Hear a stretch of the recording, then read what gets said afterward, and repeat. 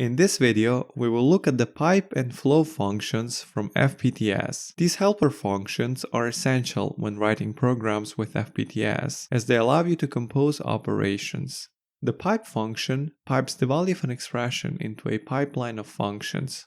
So the simplest case is the one in which we pipe a value a into a single function that takes a and returns b. So the result of the pipe will be b.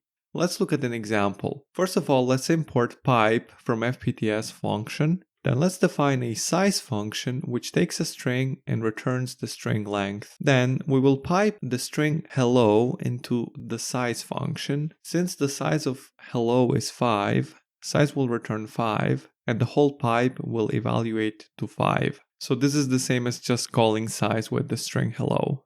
Now let's consider a slightly more complex example where we pipe a value a into two functions. First a function from a to b, and then a function from b to c. So the result of the pipe will be c. Note that the input type of a subsequent function needs to match the return type of the preceding function. So let's look at an example. So again we have the size function which takes a string and returns the string length. And then we have is at least 3, which is a function which takes a number and returns whether that number is greater or equal than 3. So we will pipe the string hello into size, which is going to return 5. Then we will pipe the 5 into is at least 3. Since 5 is greater than or equal to 3, is at least 3 will return true. And so the entire pipe will evaluate to true. Again, this is the same as calling size with the string hello and passing the result to is at least 3. Let's look at a slightly more complex case in which we pass 3 functions to pipe. So we pipe a value a into a function from a to b, then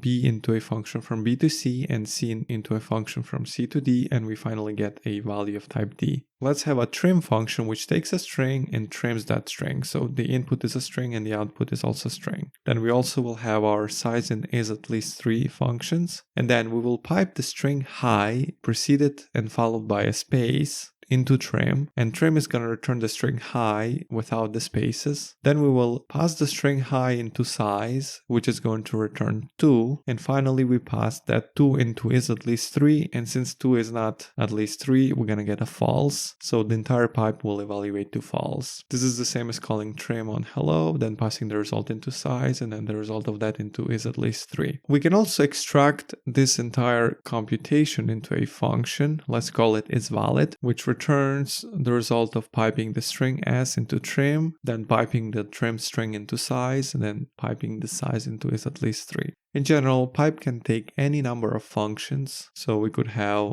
as many as we want, and the result of the pipe will be the output of the last function. Note that all the functions passed to pipe must be unary, meaning that they take only one argument. Let's see an example implementation for pipe taking two functions. We will have 3 type parameters a, b, and c, and this function will first take a value of type a, then a function f that takes a and returns b, and then a function g that takes b and returns c. And this entire function would just return c. And the implementation of this is very simple. We just return the result of calling g with the result of calling f with a. So fa will give us b, and then when we pass that b into g, we're gonna get a c, and we return that c.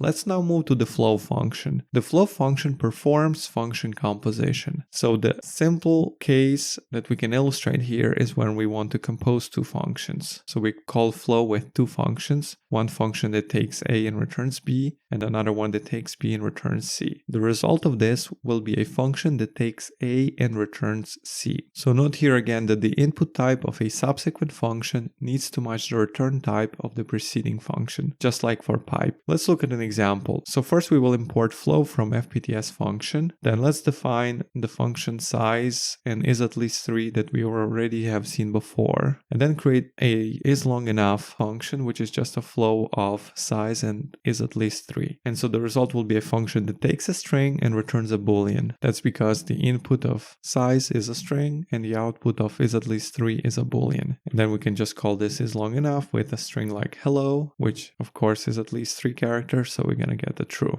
We can see an illustration here where we have the size function which takes a string and returns a number. Then we have is_3 which takes the number and returns a boolean. And when we flow size and is_3, we're going to get a function that takes a string and returns a boolean. Now let's look at a slightly more complex example where we pass 3 functions to flow. So a function from A to B, then a function from B to C, and then finally a function from C to D. So the result will be a function from A to D.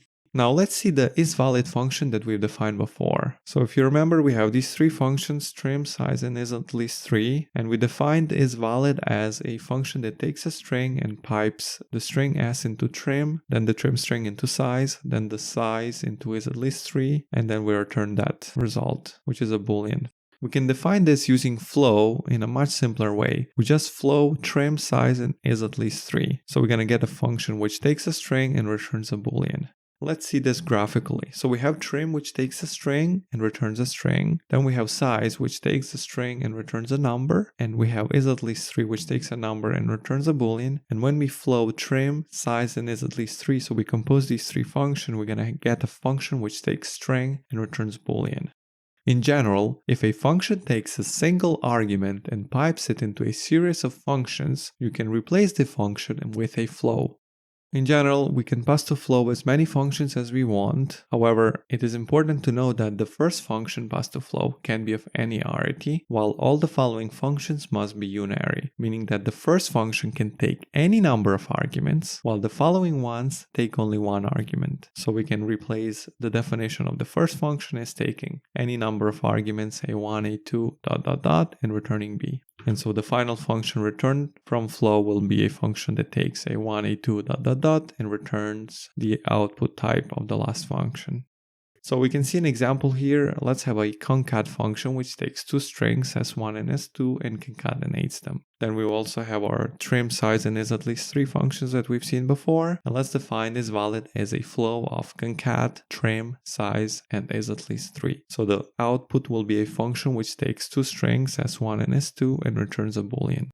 Let's see an example implementation for flow taking 2 functions. We will define flow as an arrow function which takes 3 type parameters, a, b, and c. Then it takes as the first argument a function f that takes a and returns b, and then a function g which takes b and returns c.